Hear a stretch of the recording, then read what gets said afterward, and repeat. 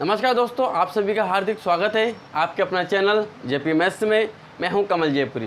दोस्तों, अपना टॉपिक चल रहा था समुच्चय, क्लास 11 का चैप्टर फर्स्ट समुच्चय। समुच्चय दो प्रकार के होते हैं, एक होता है रोस्टर रूप में और एक होता है समुच्चय निर्माण रूप में।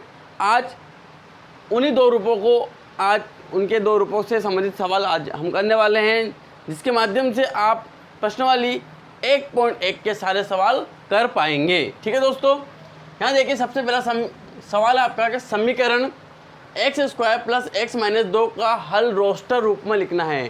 किस रूप में लिखना है दोस्तों? रोस्टर रूप में। अब आपको पता है रोस्टर रूप में गणित के रूप में लिखते हैं या तो ABCD के रूप में लिखते हैं। ठीक है, मैंने बता दिया था पहले तो इसको हल करना है। तो इसको हल कैसे करेंगे? x² + x - 2 को तो आप हल करना जानते ही हैं। ठीक है दोस्तों, मैं कर रहा हूँ यहाँ पे x² और -2। दोस्तों सबसे पहले जब इसको सरल करते हैं तो आप पहले वाले और लास्ट वाले को ऐसे कैसे लिख दीजिए, बराबर में 0 लगा दीजिए। बीच में कौन सी संख्या लिखें कि हम गुणा भाग करें तो ये वाली संख्या आ जाए। तो इसके लिए सबसे छोटा सा उपाय है दोस्तों कि आप जो दो संख्या लिखी, पहली और लास्ट वाली, ठीक है ना, उन दोनों का गुणा कर दीजिए। जब मैं इन दोनों का गुणा करता हूँ तो आएंगे -2x², जिसको मैंने अलग लिख दिया।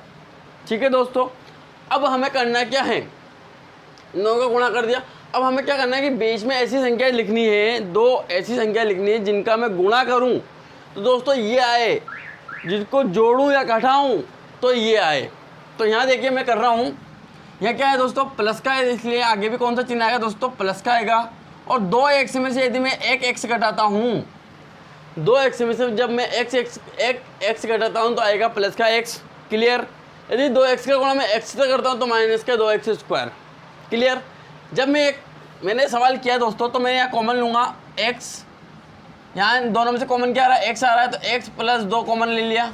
यहाँ दोनों दोस्तों क्या आ रहा है, -1 आ रहा है तो x + 2 यहाँ पर भी आ गया, बराबर 0। यदि मैं आगे सवाल करता हूँ दोस्तों तो x + 2 दोनों कॉमन आ रहे हैं तो एक बार लिख दिया।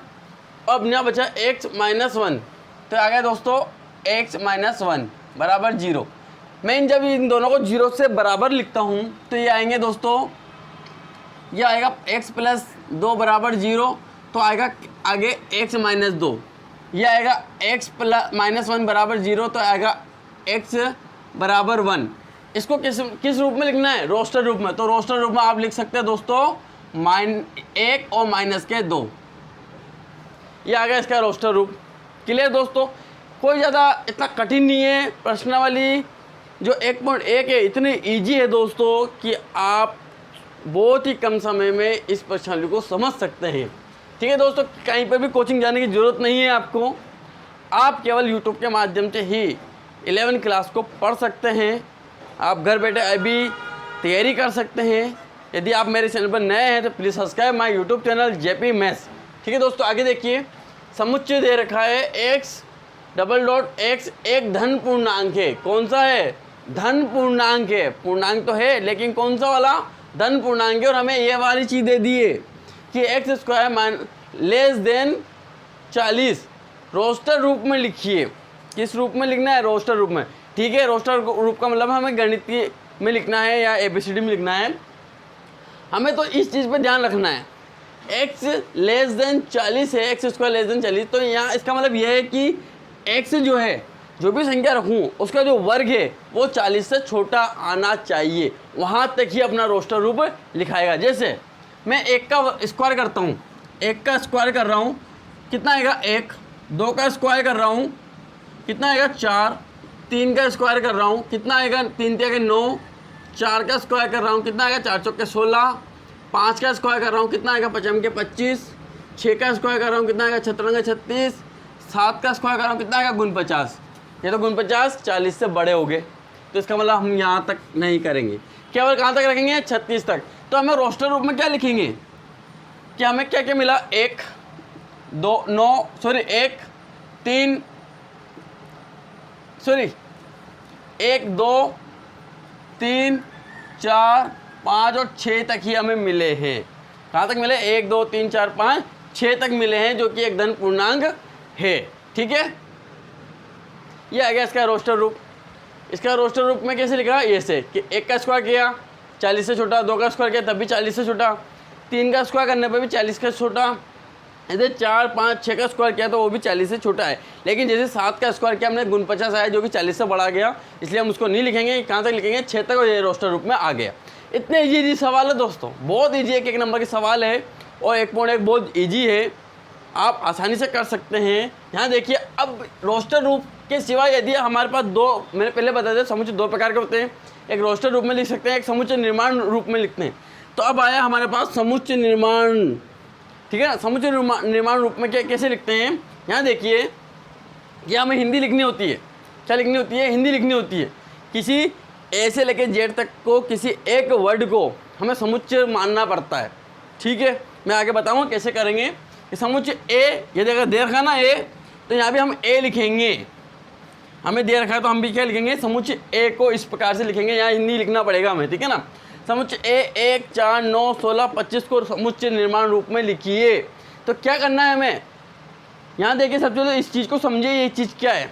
यहाँ देखिए मैं बताता हूँ, 1 का स्क्वायर 1 ही होता है, 2 का स्क्वायर कितना होता है 4, 3 का स्क्वायर कितना होता है 4 का स्क्वायर, 5 का स्क्वायर, यानी कि यह किसी न किसी संख्या का वर्ग है।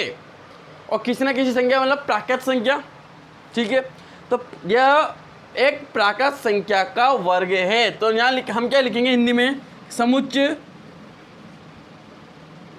ए को इस प्रकार लिख सकते हैं,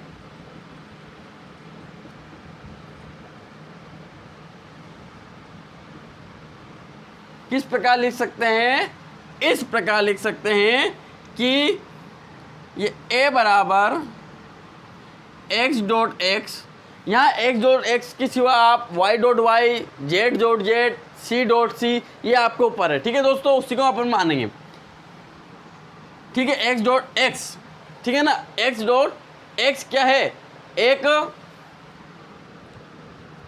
प्राकृत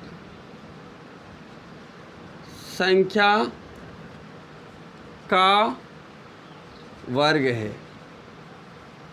क्या है दोस्तों, प्राकृत संख्या का वर्ग है। या इसको इस प्रकार से और लिख सकते हैं, एक और चीज़ है तो, एक तो या तो इस प्रकार से लिख सकते हैं आप, या फिर आप इसको इस प्रकार से लिख सकते हैं कि x dot x n square, x dot n square एक प्राकृत है, प्राकृत संख्या है। यहाँ पे इसको न्यू भी लिख सकते हैं n एलिमेंट ऑफ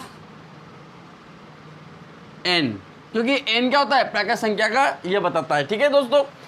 या तो इसको इस प्रकार से लिखिए आप, या इसको इस प्रकार से लिखिए, आप आसानी से लिख सकते हैं, कोई इतनी ये सोचने वाली बात नहीं है। देखिए इसको देखिए, समुच्चय 1/2, 2/3, 3/4, 4/5, 5/6, 6/7 को समुच्चय निर्माण रूप में लिखिए। तो हम लिख सकते हैं कि ये किसी को a मान लिया, बराबर लगाया, इसको b मानो, c मानो, d मानो, आपके ऊपर है। प्रश्न में यदि a दे रखा तो a मानना है, नहीं तो आपके ऊपर मानना है, ठीक है।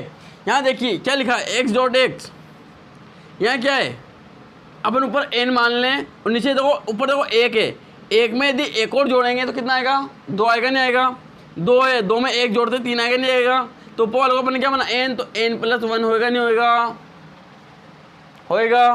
कौन सी संख्या है, प्राकृत संख्या है। और यही संख्या जो है, जहाँ यहाँ देखो 1 से लेके कहाँ तक है, 6 तक, तो जो 1 है less than n less than 6, ये इसका खत्म, ठीक है दोस्तों।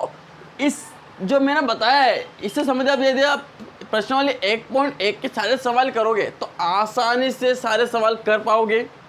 नेक्स्ट 1.2 के सवाल मैं आपको नेक्स्ट वाली वीडियो में बताऊंगा। यदि आपको 1.1 में कोई डाउट है तो आप मुझे कमेंट करके बता दीजिएगा, ताकि मैं आपको सॉल्यूशन सहित एक वीडियो बना सकूं।